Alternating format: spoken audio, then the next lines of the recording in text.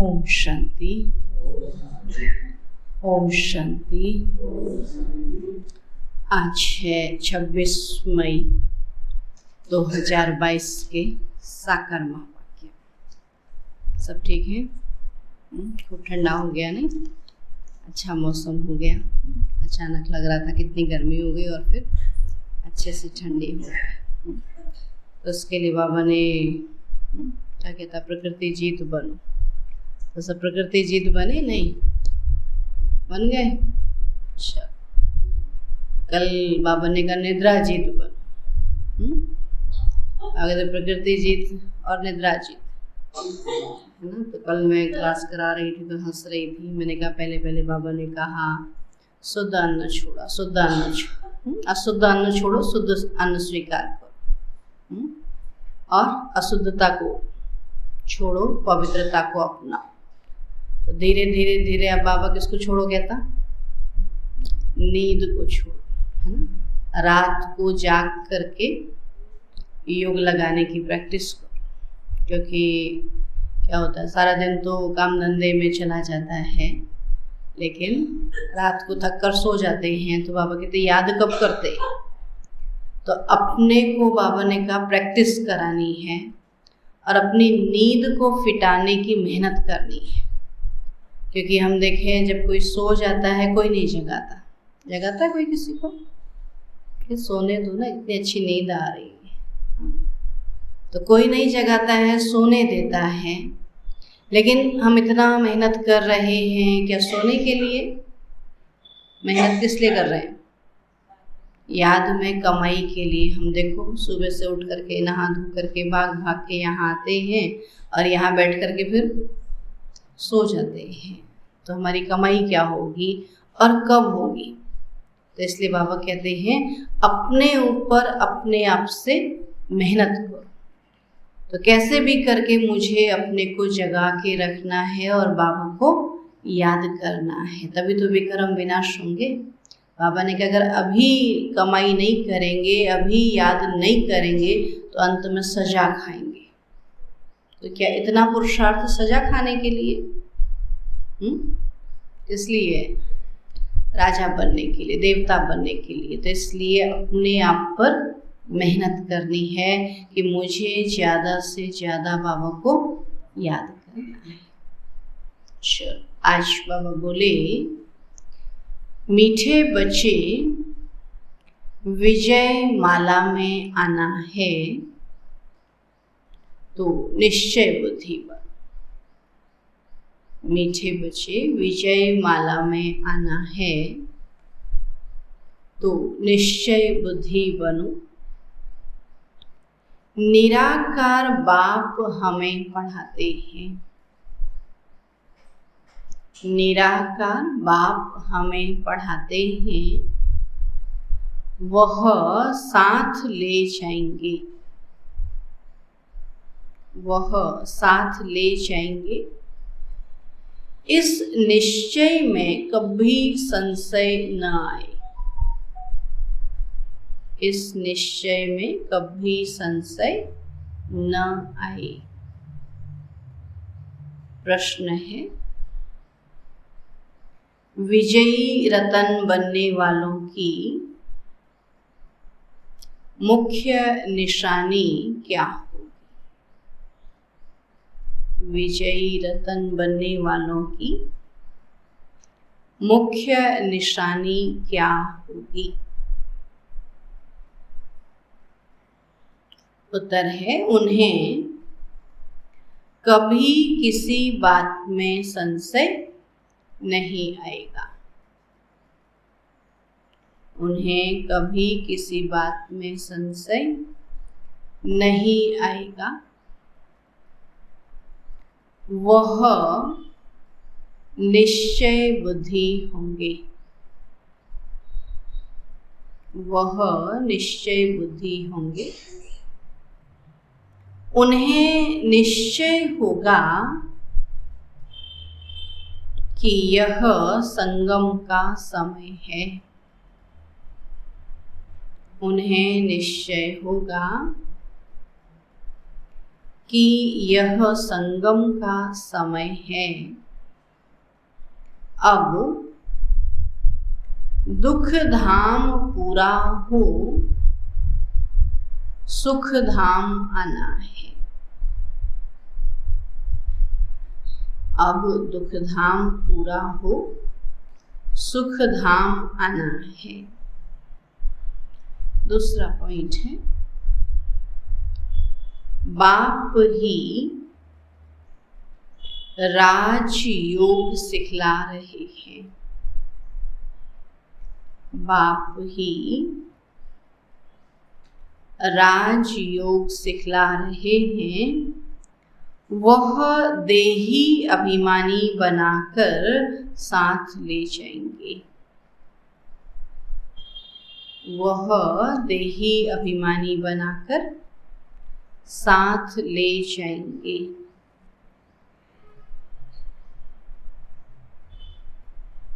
वह अभी हम आत्माओं से बात करते हैं।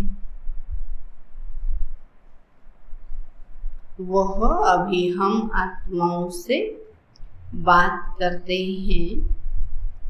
हम उनके सम्मुख बैठे हैं। हम उनके सम्मुख बैठे हैं। तीसरा पॉइंट, परमात्मा हमारा बाप भी है। राजयोग की शिक्षा देते। परमात्मा हमारा बाप भी है, राजयोग की शिक्षा देते हैं, इसलिए शिक्षक भी है। इसलिए शिक्षक भी है। और शांति धाम में ले जाएंगे, इसलिए सतगुरु भी है। शांति धाम में ले जाएंगे, इसलिए सतगुरु भी है। ऐसे निश्चय बुद्धि हर बात में विजयी होंगे। बाबा ने कहा निश्चय बुद्धि होंगे कि अभी संगम युग का समय है, दुखधाम पूरा हो, सुखधाम आना है। शिव बाबा ही राजयोग सिखला रहे हैं और हमको देही अभिमानी बनाकर साथ ले जाएंगे। और अभी हम आत्माओं से वह बात करते हैं और हम उनके सम्मुख बैठे हैं। और वह हमारा बाप भी है और शिक्षक भी है और सद्गुरु भी है। तो बाप भी है तो बाबा ने शिक्षा देते हैं तो शिक्षक है, और शांति धाम ले जाएंगे तो सद्गुरु है। तो ऐसे निश्चय बुद्धि हर बात में विजयी होंगे।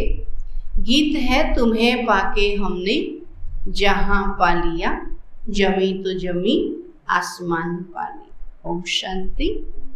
बाप ने बच्चों को ओम शांति का अर्थ तो समझाया है ना। दुनिया वाले ओम माना भगवान कहते, और बाबा कहता ओम माना मैं आत्मा हूँ, ओम शांति माना मैं एक शांत स्वरूप आत्मा हूँ। तो हर एक बात सेकंड में समझने की है। जैसे बच्चे भी कहते हैं ओम अर्थात अहम आत्मा मम शरीर, वैसे बाप भी कहते हैं अहम आत्मा परम धाम में रहने वाली। तो वह हो जाता है परमात्मा। ओम यह बाप भी कह सकते हैं तो बच्चे भी कह सकते हैं। तो अहम आत्मा व परमात्मा दोनों का स्वधर्म है शांत। तो तुम जानते हो आत्मा शांति धाम में निवास करने वाली है, और वहां से इस कर्म क्षेत्र पर पाठ बजाने आई है। तो यह भी जानते हो कि हम आत्मा का रूप क्या है और बाप का रूप क्या है, जो कोई भी मनुष्य सृष्टि में नहीं जानते हैं। तो बाप ही आकर समझाते हैं, और बच्चे भी समझाते हैं कि हमारा बाप परम पिता परमात्मा है। तो वह शिक्षक भी है, तो हमारा सत सुप्रीम गुरु भी है, जो हमको साथ ले जाएंगे। अब गुरु तो बहुत करते हैं। अभी बच्चे निश्चय करते हैं कि परम पिता परमात्मा बाप भी है, सहज राजयोग और ज्ञान की शिक्षा भी दे रहे हैं और साथ भी ले जाएंगे। तो इस निश्चय में ही तुम बच्चों की विजय है, तो विजय माला में पिरोए जाएंगे। तो रुद्र माला व विष्णु की माला है ना। रुद्र की माला निराकार आत्माओं की माला और विष्णु की माला बाबा कहते हैं मनुष्य देवताओं की माला है। तो भगवानों, आज मैं तुम बच्चों को राजयोग सिखलाता हूँ तो टीचर भी हो गया, तो मत तो मिलनी चाहिए ना। बाप की अलग मत, टीचर की अलग और गुरु की अलग होती है, तो भिन्न भिन्न मत मिलती है। तो यह फिर सभी का एक ही है, इसमें संशय आदि की कोई बात नहीं। जानते हो हम ईश्वर की फैमिली अथवा वंशावली है। गॉड फादर इज क्रिएटर, तो गाते भी हैं तुम मात पिता हम बालक तेरे, तो जरूर फैमिली हो गई। तो भारत में ही गाते हैं। तो वह है पास्ट की बात, और अभी प्रेजेंट में तुम उनके बच्चे बने हो, तो उसके लिए ही शिक्षा लेते हैं। बाबा आपकी श्रीमत पर हम चलते हैं, तो जो पाप हैं वह योग बल से कट जाएंगे। तो बाप को ही पतित पावन सर्वशक्तिवान कहते हैं। अब बाप तो एक ही है, तो बरोबर मम्मा बाबा भी कहते हैं उनसे राजयोग सीख रहे हो। आधा कल्प तुम ऐसा वर्षा पाते हो जो वहां दुख का नाम नहीं रहता, तो वह है ही सुखधाम। और जब दुख धाम का अंत होगा तभी तो बाप आएंगे ना। सुना बाबा क्या कहता कि जब दुख धाम का अंत होगा तब तो बाप आएंगे ना। तो वह भी संगम का समय हो गया। तो तुम जानते हो बाबा हमको राजयोग भी सिखलाते हैं, देही अभिमानी बनाकर साथ भी ले जाते हैं। तो तुमको कोई मनुष्य नहीं पढ़ाते। कौन है पढ़ाने वाला? निराकार शिव बाबा। तो कोई बाबा कहते मनुष्य नहीं पढ़ाते हैं, यह तो निराकार बाप पढ़ाते हैं। तो तुम आत्माओं से बात हो रही है, तो इसमें संशय की या मूझने की तो कोई बात ही नहीं। सामने बैठे हैं और यह भी जानते हो कि हम ही देवता थे, तो पवित्र प्रवृत्ति मार्ग के थे। 84 जन्मों का पाठ पूरा किया। तुमने 84 जन्म लिए हैं। गाते भी हैं आत्माएं और परमात्मा अलग रहे बहुकाल, सुंदर मेला कर दिया जब सदगुरु मिला दला। तो सतयुग आदि में पहले पहले देवी देवताएं ही होते हैं जो फिर कलयुग अंत में पतित बनते हैं। पूरे 84 जन्म लेते हैं तो बाप हिसाब भी बतलाते हैं। सन्यासियों का धर्म ही अलग है, तो झाड़ में अनेक प्रकार के धर्म हैं। पहले पहले है फाउंडेशन देवी देवता धर्म का। कोई मनुष्य व देवी देवता धर्म स्थापन नहीं कर सकते ना। कोई देहधारी बाबा कहते हैं, आज हम देखें किसी ने क्रिश्चियन बनाया, किसी ने मुसलमान बनाया, पारसी बनाया, बौद्धि बनाया, लेकिन किसी ने देवता नहीं बनाया। देवता बनाने वाला शिव बाबा। तो देवी देवता धर्म प्रायः लोप है, फिर से अभी स्थापना हो रही है। और फिर सतयुग में तुम अपनी प्रारब्ध भोगेंगे, तो बड़ी जबरदस्त कमाई है। तुम बच्चे अभी बाप से सच्ची कमाई करते हो, जिससे तुम सचखंड में सदा सुखी बनते हो। तो अटेंशन देना पड़े। इतनी ऊंची कमाई है तो बाबा कहते अटेंशन देना पड़े। तो बाप ऐसे नहीं कहते कि घर बार छोड़ो। अब वह तो सन्यासियों को वैराग्य आता है, तो बाबा कहते हैं वह रॉन्ग है, इससे कोई सृष्टि का कल्याण नहीं होगा। फिर भी भारत में इन सन्यासियों का धर्म अच्छा है ना। बाबा कहते फिर भी पवित्रता से थमाया है ना, फिर भी अच्छा है। भारत को थमाने के लिए सन्यास धर्म स्थापन होता है, क्योंकि देवताएं वाम मार्ग में चले जाते हैं, विकारों में चले जाते हैं। मकान आधा समय पूरा होता है तो थोड़ी मरम्मत कराई जाती है, 1-2 वर्ष में पोताई आदि होती है। अब कोई तो समझते हैं कि लक्ष्मी का आह्वान करेंगे, परंतु वो तो तब आएगी जब शुद्ध होंगे। तो भक्ति मार्ग में महालक्ष्मी की पूजा करते हैं उनसे पैसा लेने के लिए।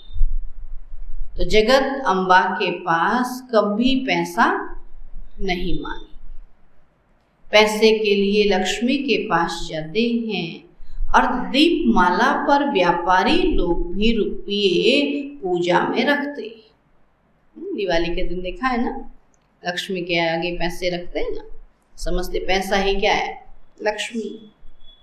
और फिर समझते हैं वृद्धि होगी, मनोकामना पूरी होती है। तो जगत अम्बा का सिर्फ मेला लगता है, और मेला तो है ही जगत पिता जगत अम्बा से मिलने का मेला है ना। अभी है ना, दोनों से मिलन मनाते हैं। तो यह है सच्चा मेला जिससे फायदा होता है। उन मेलों पर भी बहुत भटकते हैं, कहाँ नाव डूब पड़ती है और कहाँ बस एक्सीडेंट हो पड़ती है, तो बहुत धक्के खाने पड़ते हैं। तो भक्ति के मेले का बहुत शौक रहता है, क्योंकि सुना है ना कि आत्माओं और परमात्मा का मेला लगता है ना। इस मेले की बात में तो वहाँ मेला लगा देते हैं। तो यह मेला मशहूर है जो फिर भक्ति मार्ग में मनाते हैं। तो कंपटीशन है राम और रावण की। तो बाप अच्छी रीति समझाते हैं कि मूर्छित नहीं होना है। राम और रावण दोनों सर्वशक्तिमान हैं। तो तुम हो युद्ध के मैदान में, और कई तो घड़ी घड़ी माया से हारते हैं। तो बाबा कहते हैं तुम मुझ उस्ताद को याद करते रहेंगे तो कभी हारेंगे ही नहीं। तो बाप की याद से ही विजय पाते रहेंगे। ज्ञान तो सेकंड का है, मेहनत तो किसमें है, याद में। ज्ञान में कोई मेहनत नहीं, ज्ञान तो सेकंड में कोई भी कहीं भी। आज तो इतना सहज हो गया है ना, मेहनत कहाँ लगती है। योग लगाते नींद आ जाती है, योग लगाते काम धंधा याद आ जाता है, योग लगाते कितनी सारी बातें याद आ जाती है ना। तो मेहनत है ना। ज्ञान तो सेकंड का है। तो बाप विस्तार से समझाते हैं कि यह सृष्टि चक्र कैसे फिरता है, और नटसेल में तुम बच्चे बीज और झाड़ को जानते हो। इनका नाम भी है कल्प वृक्ष। इनकी आयु लाखों वर्ष तो हो नहीं सकती। तो यह है वैरायटी धर्मों का झाड़। एक धर्म की शकल न मिले दूसरे से, बिल्कुल ही भिन्न हैं। इस्लामी आदि कितने काले, वहां भी धन बहुत है। हर धर्म में देखो अभी तो अलग अलग शक्लें हो गई कि नहीं होगी। धन के पिछाड़ी तो सभी। भारतवासियों के फीचर्स बिल्कुल अलग अलग हैं। देवताओं के फीचर्स अलग ही है ना। बाबा कहते भिन्न वैरायटी धर्मों का झाड़ है। तो तुम समझ गए हो कैसे वृद्धि होती है। इनकी भेंट बनैन ट्री से की जाती है, बरगद के पेड़ से की जाती है। अभी प्रैक्टिकल में तुम देखते हो इनका फाउंडेशन खत्म हो गया है। जो मुख्य तना था फाउंडेशन, बाबा कहते देवी देवता धर्म वो अभी खत्म हो गया, अपने को कोई देवता नहीं कहलाते ना। भले देवताओं की पूजा करते भक्ति करते हैं, लेकिन मैं देवता हूँ तो बाबा कहते फाउंडेशन है ही नहीं। जो स्थापन हो रहा है तो बच्चे समझते हैं अब नाटक पूरा होता है, अब वापस चलना है बाबा के पास। तुम मेरे पास आ जाएंगे तो यह भी जानते हैं सिवाय भारत के और कोई खंड स्वर्ग बन नहीं सकता। तो गाते भी हैं प्राचीन भारत, परंतु गीता में कृष्ण का नाम डाल दिया है। तो बाप कहते हैं श्री कृष्ण को तो पतित पावन कोई कहेंगे ही नहीं। कृष्ण को तो क्या कहेंगे? पावन श्री कृष्ण कहेंगे, देवता श्री कृष्ण के, पतित पावन नहीं कहेंगे। बाबा कहते निराकार को मानेंगे, कृष्ण को तो सतयुग का फर्स्ट प्रिंस है। उस नाम रूप देश में फिर कृष्ण स्वर्ग में ही आएगा। फिर दोबारा 5000 वर्ष के बाद जो स्वर्ग आएगा तो उसी नाम रूप में आएगा। वही फीचर्स फिर थोड़े ही हो सकते, एक एक के फीचर्स अलग अलग हैं, तो कर्म भी सबके अलग अलग है। तो यह अनादि ड्रामा बना हुआ है, हर एक आत्मा को पार्ट मिला हुआ है। आत्मा विनाशी है, बाकी यह शरीर विनाशी है। तो मैं आत्मा एक शरीर छोड़ दूसरा लेता हूँ, परंतु यह आत्मा का ज्ञान भी कोई को नहीं है। तो बाप आकर नई बातें सुनाते हैं कि मेरे से कील अधे बच्चे। तो बच्चे भी कहते हैं बाबा 5000 वर्ष हुए आपसे मिले, योग बल से तुम सारे विश्व के मालिक बनते हो। तो पहली हिंसा है 1-2 पर काम कटारी चलाना। तो यह भी समझाया गया है कि बाहुबल की लड़ाई से कभी भी कोई विश्व के मालिक बन नहीं सकते। देखो सिकंदर ने कोशिश की थी ना, लास्ट में क्या दिखाया? उसने कहा जब मैं मरूं तो मेरे दोनों हाथ जो है बाहर खाली दिखा देना, कि कोई भी इस दुनिया से कुछ भी लेके नहीं जा सकता और न इस विश्व पर राजाई कर सकता, है ना। तब बाबा कहते हैं इस बाहुबल की लड़ाई से कोई भी विश्व का मालिक नहीं बन सकते, जबकि योग बल से बनने वाले हैं। परंतु शास्त्रों में फिर देवताओं और दैत्यों की युद्ध दिखाई है, तो वह बात है ही नहीं। यहाँ तुम योग बल से जीत पाते हो बाप द्वारा। जीत दिलाने वाला कौन? बाप। तो बाप है विश्व का रचयिता, सो जरूर नई विश्व ही रचते हैं। तो लक्ष्मी नारायण नई दुनिया स्वर्ग के मालिक थे और हम ही स्वर्ग के मालिक थे। फिर 84 जन्म ले पतित वर्थ नॉट ए पेनी बन पड़े हैं। तो अब तुमको ही पावन बनना है। भगत तो बहुत है दुनिया में, अब कहते भगत तो बहुत हैं, परंतु जास्ती भक्ति किसने की है? बोलो, हमने की। जो आकर ब्राह्मण बनते हैं उन्होंने ही शुरू से लेकर भक्ति की है, तभी तो भगवान को पहचाना ना। वही आकर फिर ब्राह्मण बनेंगे।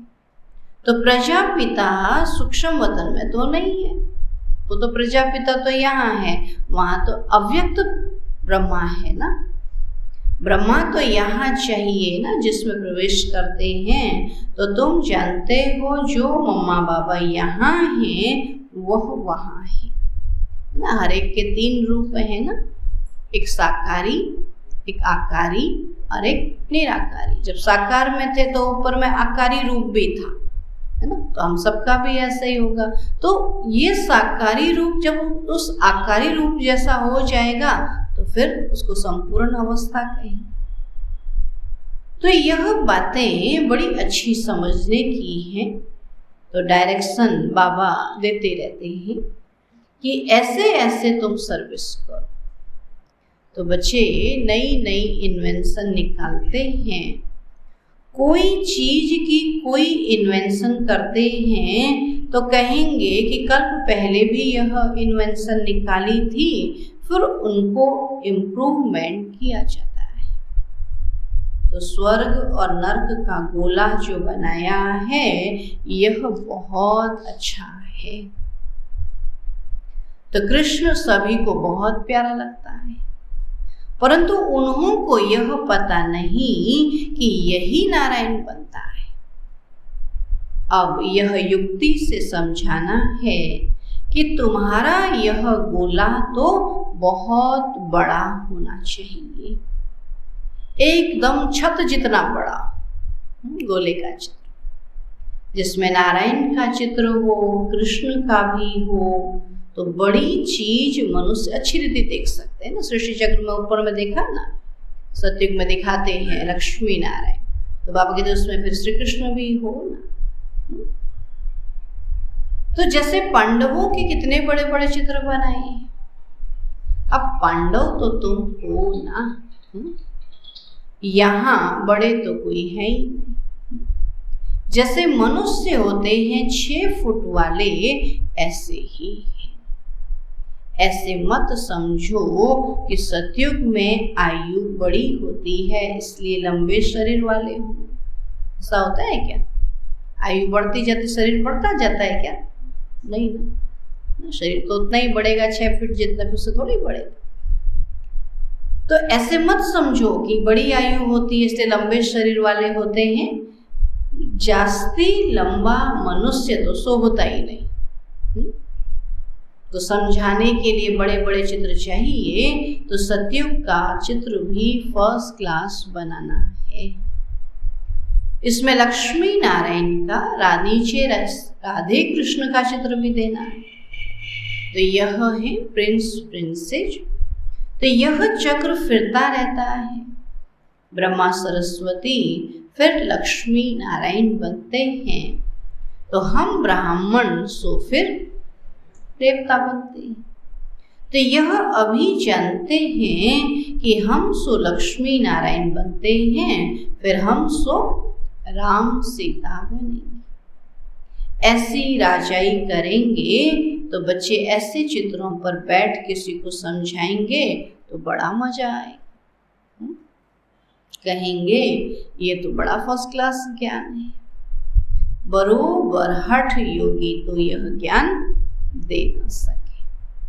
तो सतयुग में पवित्र प्रवृत्ति मार्ग था, अभी है अपवित्र मार्ग। बाबा कहते हैं बाप बिगर बेहद का वर्षा कोई दे न सके। तो जानते हो बाबा हमको विश्व का मालिक बनाने की शिक्षा दे रहे हैं, तो वह अच्छी रीति धारण करना चाहिए। पढ़ाई से मनुष्य बहुत ऊंच बन जाते हैं, तो तुम भी अभी अहिल्या कुब्जा आदि हो। तो बाप बैठ पढ़ाते हैं कि जिस पढ़ाई से फिर तुम विश्व के मालिक बनते हो, तो ज्ञान का सागर भी वह है। तो अब बाप कहते हैं अपने को अशरीरी समझो, नंगे आए थे फिर नंगे जाना है। तो तुम जानते हो यह हमारा 84 का चक्र अब पूरा होना है। ये तो बड़ा वंडरफुल है। इतनी छोटी आत्मा में कितना बड़ा भारी पाठ भरा हुआ है जो कभी मिटने का नहीं है। इनकी न आदि है और न अंत है। कितनी वंडरफुल बातें हैं। हम आत्मा 84 का चक्कर लगाते हैं, इनका कभी अंत नहीं होता। तो अभी हम पुरुषार्थ कर रहे हैं, उसमें सारी नॉलेज है। स्टार की ही वैल्यू होती है। स्टार जितना तीखा उतना दाम जास्ती। बाबा कहते अब इस एक स्टार में कितना सारा ज्ञान है। गाते भी हैं, प्रकृति के बीच में चमकता है अजब सितारा। इस वंडर को तुम जानते हो कि सितारे में कितना अजब गजब दुनिया है। अब कहते ये तुम जानते हो। बाप कहते हैं मैं भी स्टार हूं जिसका साक्षात्कार भी हो सकता है। पता कैसे पड़ेगा कि शिव बाबा का साक्षात्कार हो? परंतु सुना है ना कि वो बहुत तेजोमय अखंड ज्योति है, सूर्य मिसल है, तो बाबा अगर स्टार रूप दिखाए तो माने ही नहीं, वो तो अखंड ज्योति स्वरूप देखना चाहेंगे। ऐसे बहुत ध्यान में जाते थे तो तेजोमय जो कहते हैं वो साक्षात्कार हो जाता था, और साक्षात्कार हो गया तो फिर बोला नहीं हमने तो अखंड ज्योतिमय देखा, तो भगवान तो ऐसा ही है। अभी तुम समझते हो कि परमात्मा स्टार मिसल है। अच्छा, मीठे मीठे सिकीलधे बच्चों प्रति माता पिता बाप दादा का याद प्यार और गुड मॉर्निंग। रूहानी बाप की रूहानी बच्चों को नमस्ते। हम रूहानी बच्चों की रूहानी बाप दादा को नमस्ते नमस्ते नमस्ते। ओम शांति। धारणा के लिए मुख्य सार है, सचखंड का मालिक बनने के लिए, सचखंड का मालिक बनने के लिए बाप से सच्ची कमाई करनी है। बाप से सच्ची कमाई करनी है। बाप जो उस्ताद है उसकी याद में रहे मायाजीत बनना है। बाप जो उस्ताद है उसकी याद में रहे मायाजीत बनना है। दूसरा पॉइंट है, बाप से बेहद का वर्षा लेने के लिए, बाप से बेहद का वर्षा लेने के लिए बाप की जो भी शिक्षाएं मिलती हैं उन पर पूरा ध्यान देना है। बाप की जो भी शिक्षाएं मिलती हैं उन पर पूरा ध्यान देना है। उन शिक्षाओं को अच्छी रीति धारण करना है। उन शिक्षाओं को अच्छी रीति धारण करना है। आज का वरदान है, सदा